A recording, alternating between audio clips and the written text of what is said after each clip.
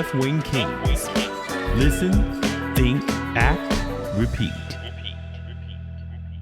So we're going to talk about my man, Eddie B, who some of y'all may not know. But he had and is still having a fascinating journey that left a mark on the music industry. So since we had a man right here, let's go ahead and delve into the musical journey of a key member of the R&B and hip-hop collective. The Collective, better known as Fatty Koo. Mini Army. So, yo, why don't you tell us about your roots in music before you met the other groups of the other members of Fatty Koo? Yeah, sure thing. So for me, so my roots date back to I was born in Detroit, Michigan. I was there all of 3 months, and then my mom moved at the time when she was going through divorce with my father. She moved to Columbus, Ohio. And so on my mom's side, it's all my family from Ohio, and then on my dad's side, Detroit. Why that's instrumental is because on the Detroit side, my dad was a singer. He sang in the church. My grandfather was with Aretha Franklin, R.L. Franklin's right-hand man and deacon in the church. Okay. So my father grew up, around Aretha, the Temptations, all these types of people. Mm-hmm. They wrote, my aunt wrote with, Minnie Riperton and Motown and all these different folks. Yeah, he was in a Motown spot. Well, so Henry Ford Hospital, where I was born, is literally on the same street. I literally did the walk. It's not even a block away. It's like literally right there from Motown. Okay. From the museum. So it's crazy. So it was just like, West Side. It was like that's the roots. Yeah. And so on my mom's side of the family, my uncle was a roadie for like Zapp and Roger. Like, he was involved in that. So it was like I have family that was mixed all into that whole Midwest funk, man. Just that whole vibe. With that being said, when our generation came, because so many of my family members had uncles and parents and everybody that did the music back in the 60s and 70s, their hoop dreams was deflated, or their mic dreams was deflated.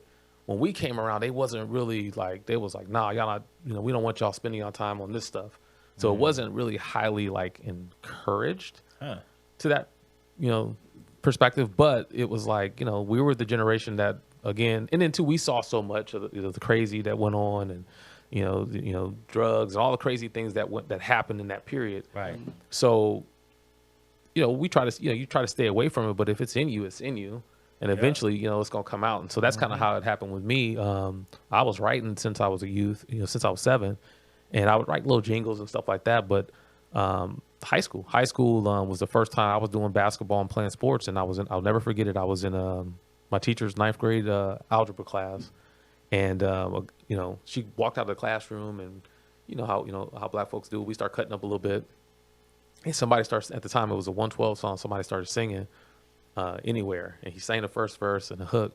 So I came in on Slim's part on the second verse, and everybody was talking in the classroom. And then when I started singing, everybody just went quiet and looked around. And there was a pretty girl in front of me. She stopped and looked, and once she said, "No, keep singing," I said, okay. So I kept singing.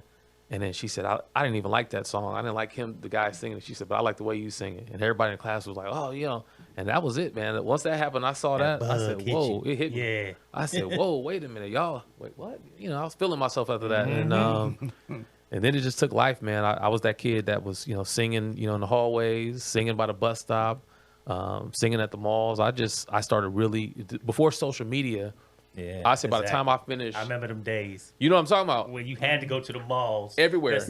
I was getting free cinema, but that's how we got around, man. And I took the bus. I didn't have a car, so I took the bus. I took that 550 Looper, and I would go to all the different malls, North Star, Ingram. I was right across the street from Ingram, and that's how I made my living per se. I guess was just being that person that on site. It was like I was gonna sing, boom.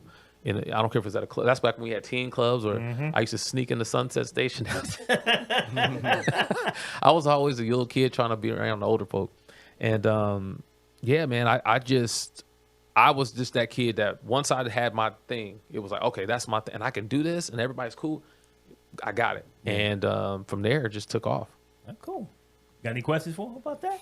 Nah, man, I was just enjoying the story, man, and I was trying to see if I noticed him from Sunset Station, because I was one of them older folks in there at that time. Y'all was cutting up in there, man. You know he was there. Yeah, I was trying to. So why don't you tell us a little bit how you met the other members of Fatty Koo and how you guys got discovered? So, great story. I'm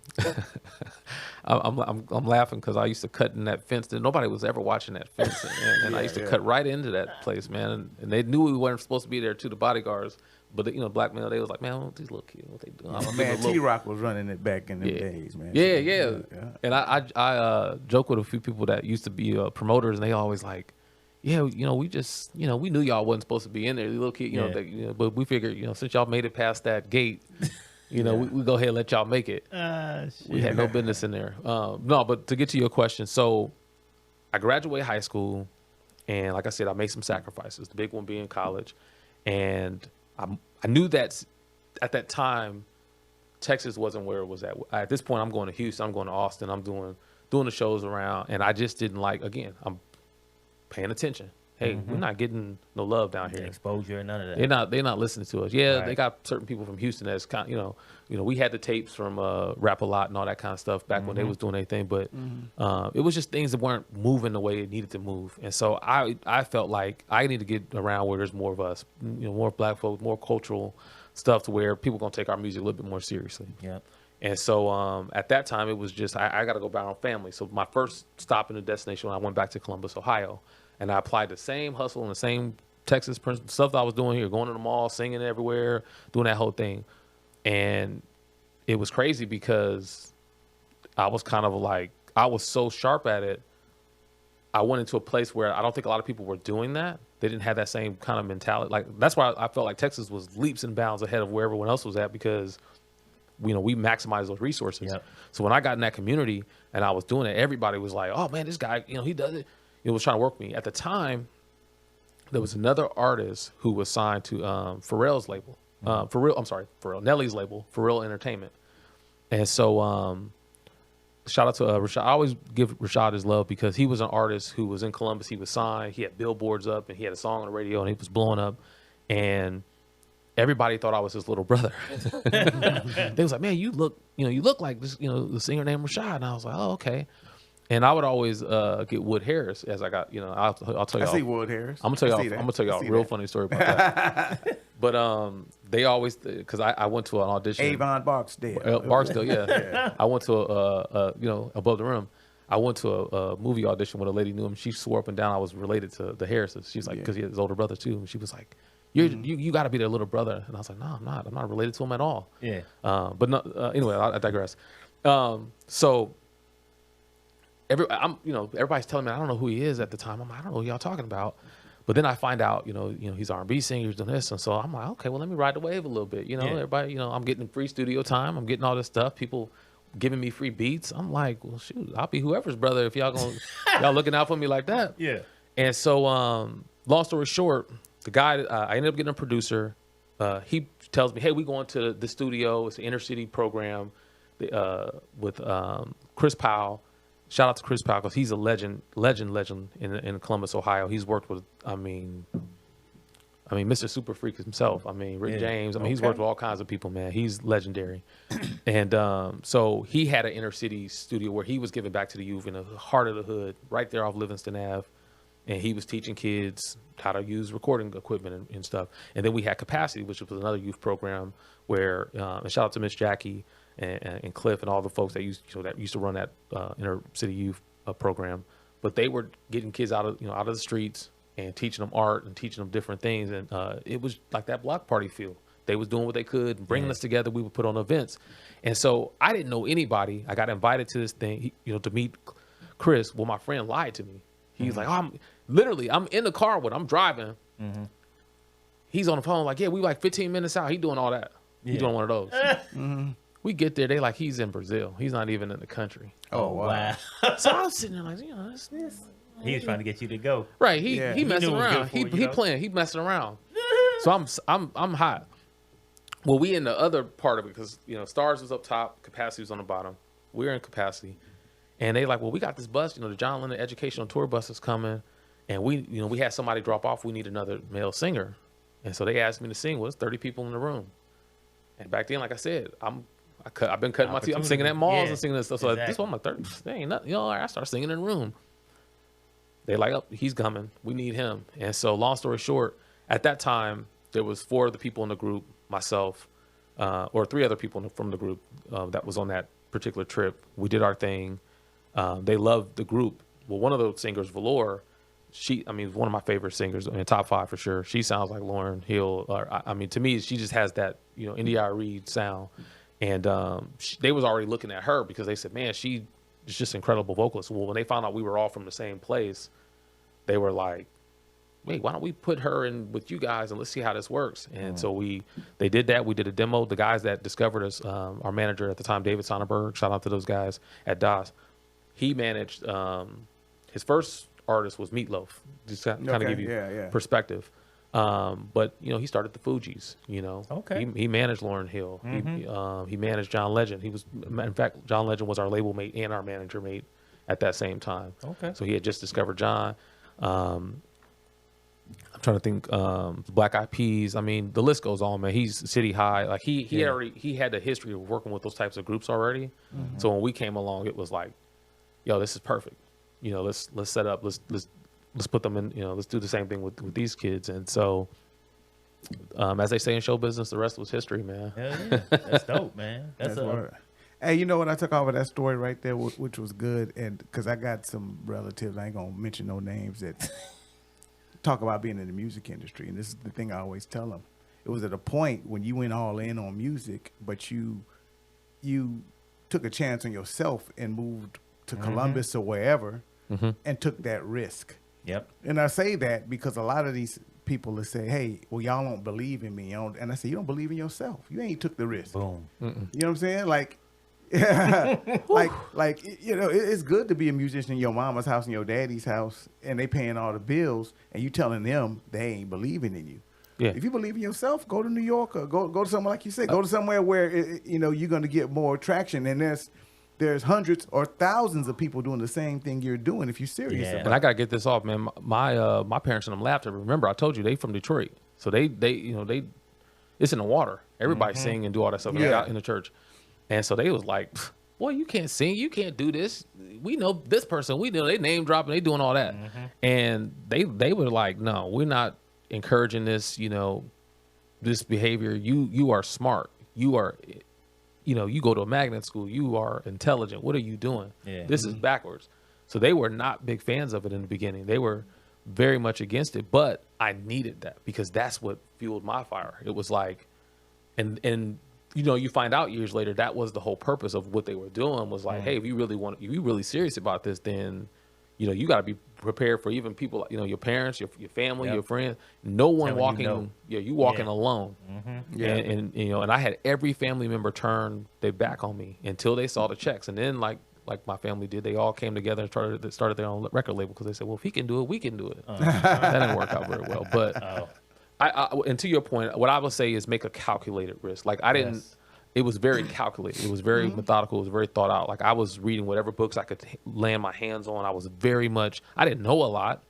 It still didn't help as much, but it softened the blow on a lot of different things I learned later in life. Yeah. But you got to be calculated in your steps of at least looking at your situation. If you're looking at it and you're saying, okay, I'm doing R&B music, but I'm in an environment that's more, it's Tejano, it's more, mariachi, Latin music. It's more, at the time, rock music or different things, country music.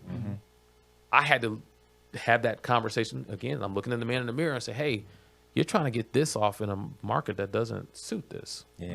You need to go in a market that's going to be a little bit more favoring to what you're trying to do. And that was my ideology behind making that transition. Yeah, and I think that there's a lot of successful people in life who do that. They take calculated risks.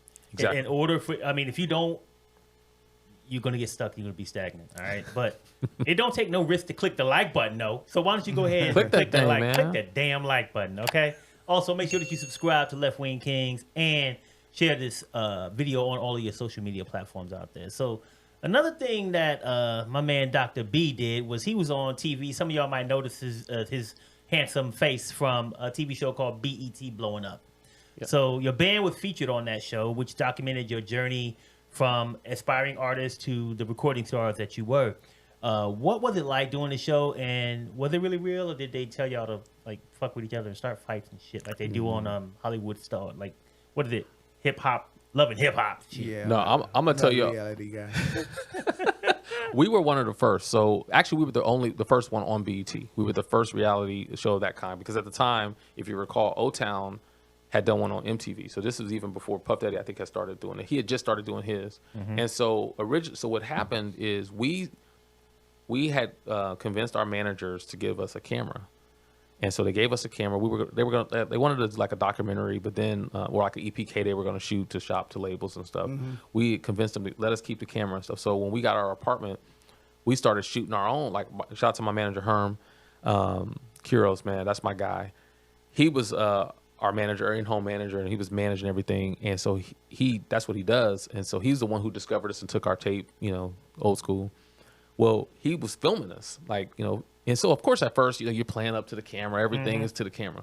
But then, you turn the camera on, you forget it's on. Now you fight. Now it's real. Things get real. So it was real. It was and so we had those moments where things were happening. Now, what I'll tell you with reality TV, like what some of the things that they were doing was they would try to script certain moments, and that was the stuff where they would do things without telling us to get our natural reactions and try to make like, oh, look, he did this, or look. They never came to us and say, hey, we need y'all to act like this. Like that was never, they would just try to like make it organic, like put us in uncomfortable situations. So the one that went viral this year, 17 million views. And then you see me battling against R&B singer Miguel. Shout out to Miguel because the world thinks I have a problem with him. They was calling me a hater. And I'm like, y'all have no idea. It's crazy. I had no idea he was coming. None of us, he recorded our songs. We had no idea. So when he popped up, it was like, hey, and then the way they did it, they called us like 15 minutes before he got there. So they called and said, hey, Eddie, you haven't been doing this. We're looking to replace you out of the group. I'm going, wait, what? And then he pops up 15 minutes later and he's singing my songs I wrote. I'm going, oh, hell, you know what I mean? Yeah. So then it puts you in a, now you get, the beauty of the situation, I'm going to tell y'all the real, because this is a story that no one understands. And this is what the people behind the scenes who was editing had to deal with. The real story was they wanted me to be the angry black guy. If you notice reality TV shows back in the early 90s and the 2000s, what would they always have? Real World. They always had the angry black person. And everything. Acting the fool, and they would he's got to go. This is why we had to get rid of him. That was me. Bokeem Woodbine made a career off of being angry black guy. Yeah. That was me. That was you, huh? They wanted me to be that guy. I never gave them that. Every time they would do it, I was like, nah. I would come back like, no, I just got to keep working hard. I'm going to keep doing this. And so the black ladies behind the scenes who was editing the footage, they would go to them and say, hey, where's the stuff with him? Y'all keep editing and sending us stuff, and we don't see him angry enough. And they're like, that's because he's not. Yeah. He's not doing any of the stuff that y'all keep trying to make him gonna do. Yeah, y'all think because y'all doing this, he's supposed to go and start fighting somebody or doing this. That's not who he is. He's not doing it. So I didn't know how they had such a deep appreciation for me until we had our release, the first episode release at the 4040, Jay-Z's Club. And we there, and I meet all the people behind the scenes, BT, Sony, everybody's there. And the standing ovation they gave for me was crazy. And I'm like, why are they clapping like that for me? Everybody came up to me and said, man, we were so proud with you and impressed because they wanted you to act crazy. Everybody was betting on you. They said, we're doing all these things. And they were sure that the way they wrote up my storyboard was that I was going to do something crazy and I was going to get replaced. And they said, you never gave him. They said, you did it so well that everybody fell in love with you. They was like, no, we can't get rid of, like, he's writing the songs. He's doing this. Yeah. I remember one episode, man, where I was like, these motherfuckers must be crazy. Where they tried to make it like you couldn't sing. I said, he's just not lively enough. He's not this. I'm like, what? The album was already done. That's what made that wild. That's why I don't fuck with reality TV, man. That's not just... See, that's the stuff that was the extra stuff that was going on that nobody knows about because there was things where they were, but that was happening on their end where they were trying to piece the stories, these things that they had written out together to say, oh, we doing this. Yeah. He has a problem. He's not doing it. And I'm like, I've already written the album. Like everything, like we've already recorded it. Like, what are y'all talking about? It was just crazy little stuff. And so when you're dealing with it, and at the time when you're in it, it's very stressful because you're just trying to, like, I'm just trying to live my dream. I'm just like, I've been through all of this. I finally get here and y'all playing with me. And Yeah. and I just want They're to just trying to create that drama, Right. You know what I'm saying? And that's what it is. So I mean, I get the model of reality TV just ain't for me because I know that they're trying to do things to create drama.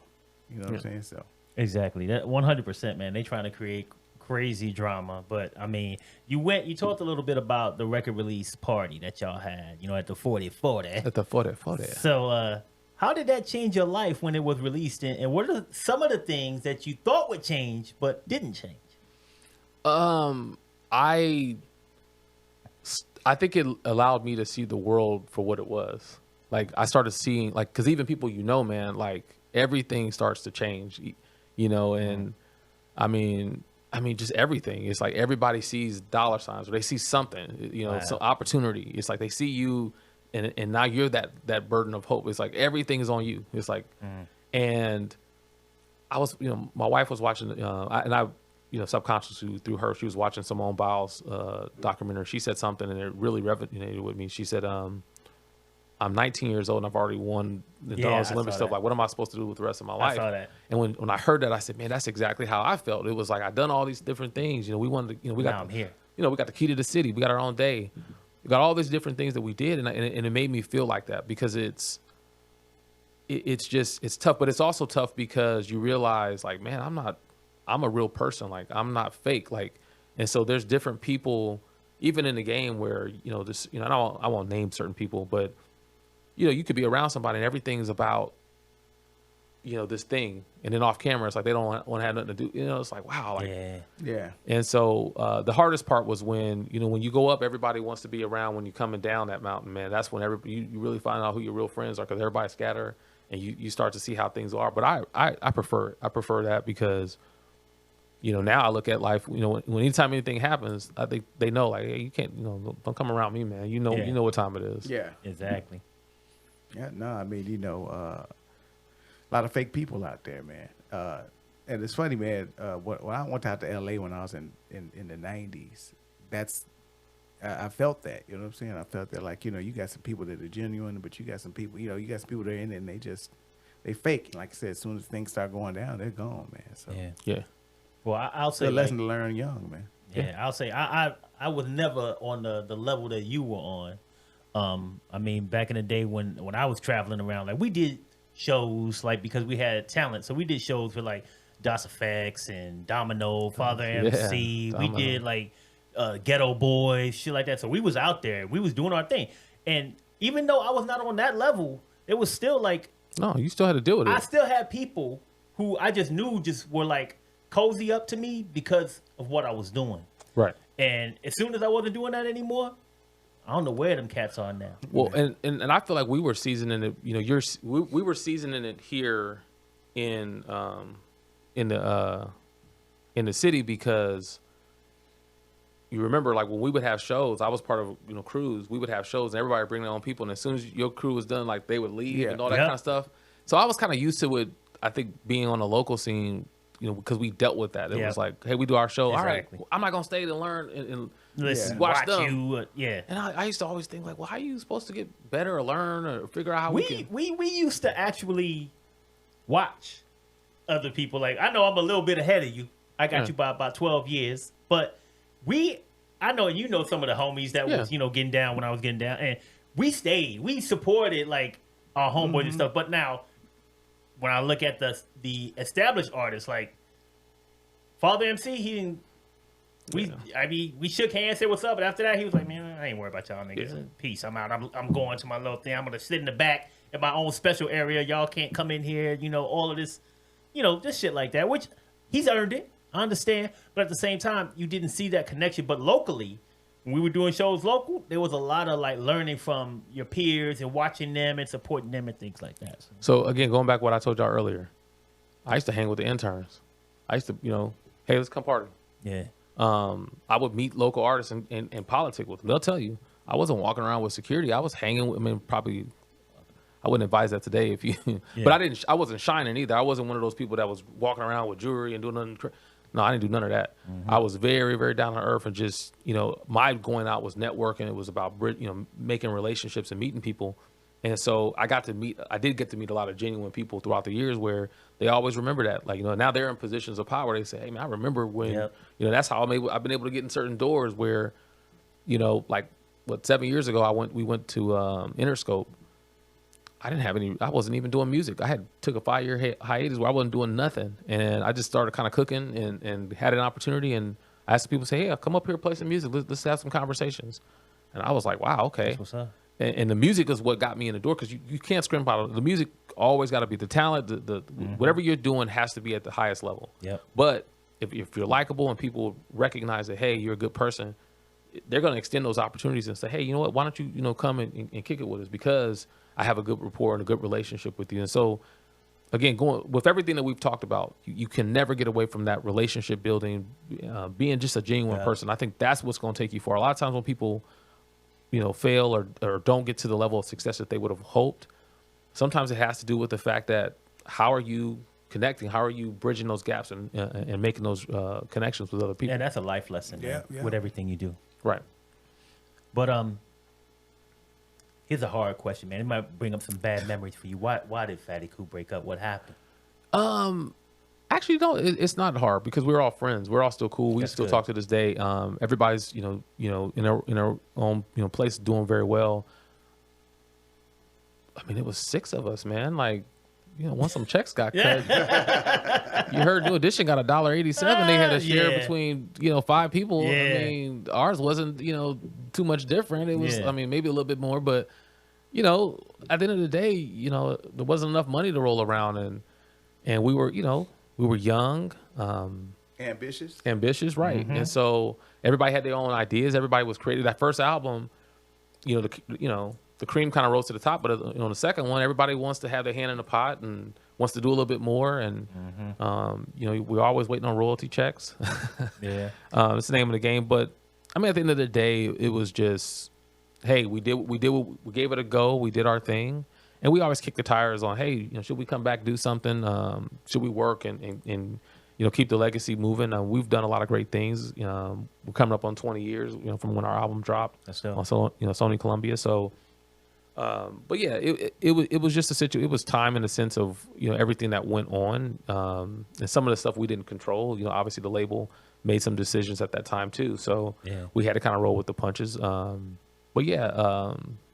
I think with most things, it always falters on where's everybody at in that time frame? Where are you at in your life? And just understanding, we want more, and there's things that we want to do and things we want to accomplish.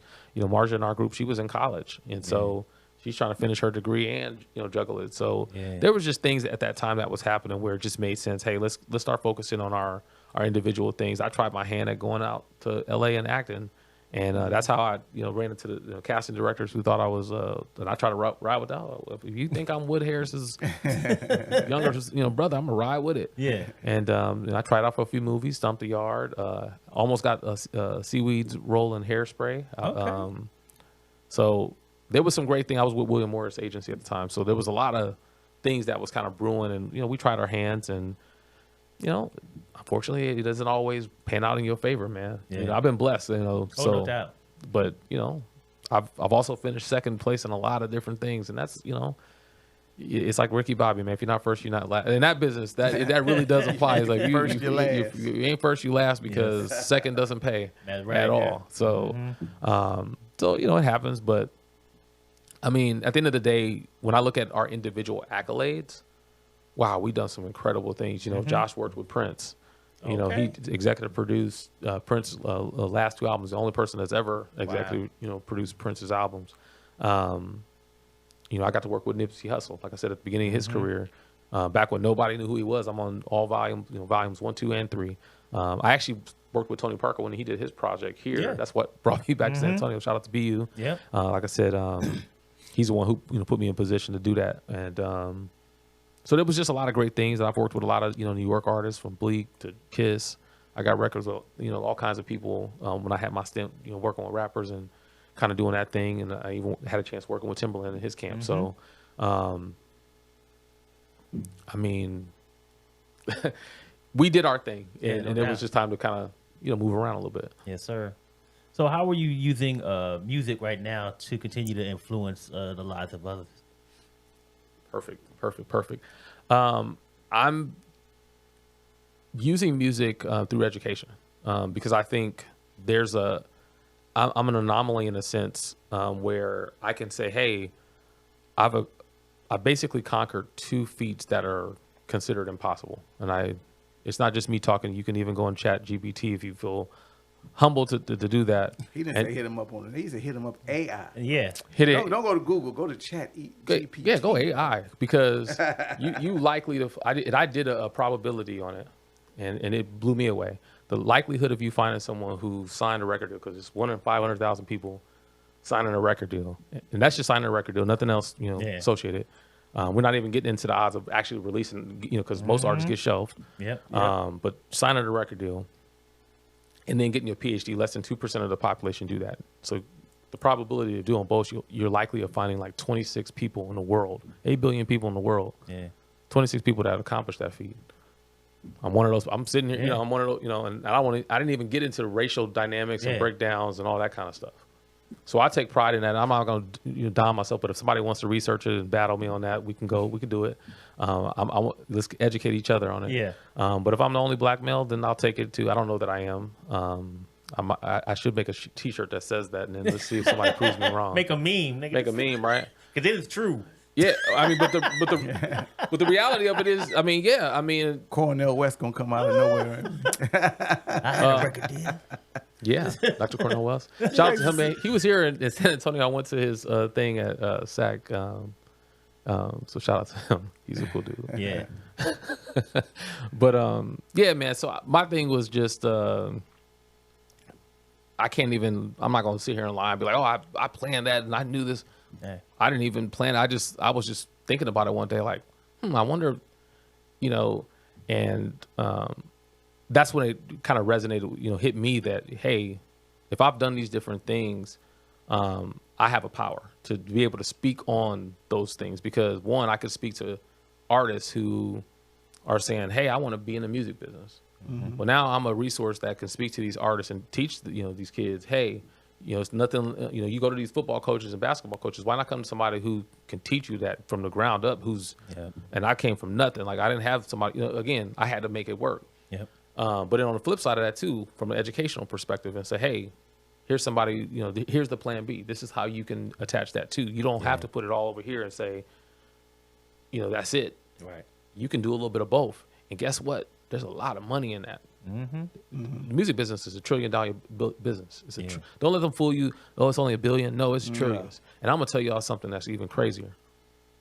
My manager, Mr. David Sonnenberg, I told you he discovered meatloaf. Mm-hmm. That was in the 70s. He was a real estate attorney in New York. He was very successful. Why did he leave being an attorney to become a music manager? Because the money was there. That was the question I always wanted to know. Because I said, wait a minute, hold on. Because music money don't stop. And you ain't got the audits and the paper trace that you do with other stuff. Mm-hmm. So there's so much. I mean, I remember people doing walkthroughs. They getting $10,000, $15,000, $20,000, $25,000 just doing a walkthrough. Just put my name on the flyer. Yeah, I'm so and so. They still do that to this day. Yeah, they still do. But that was a under the table thing that people didn't know that was going on for so long before it finally became, now everybody, Yeah, Busta Rhymes, they made his career like that. He was walking in on studio sessions and $5,000. Yeah. But you can go to clubs, to your point, put their name on a flyer. They go to a club and just walk through 10 and minutes, get 20 G's just for that. Because now you use my name and likeness on your flyer. People come into your establishment because they know I'm going to be there. I show up, I say a couple words on the mic. You open a restaurant. They show up. I mean, they make money like that. Like you said, no paper trail, no nothing. Yeah, and then even like the Meatloaf thing, Meatloaf's passed away now, but with your manager, if he's got a percentage of any of them royalties, I mean, yes, sir. Let's say one of these, animated movies uses Meatloaf's song or something. That money don't die in the music industry. That's why he did that. It don't die. No. My kids, that's why I everybody's one hit away. And if, Beyonce, blesses us and decides she wants to sing, Chills one day, then...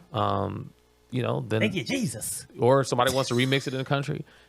you know, Yeah. there you go. It's that thing that continues to, you know, pave the way. And we have songs and movies and things like that that I see the you know, the BMI statements and, you know, and things on. And so, you know, we have Fat Albert and a couple things.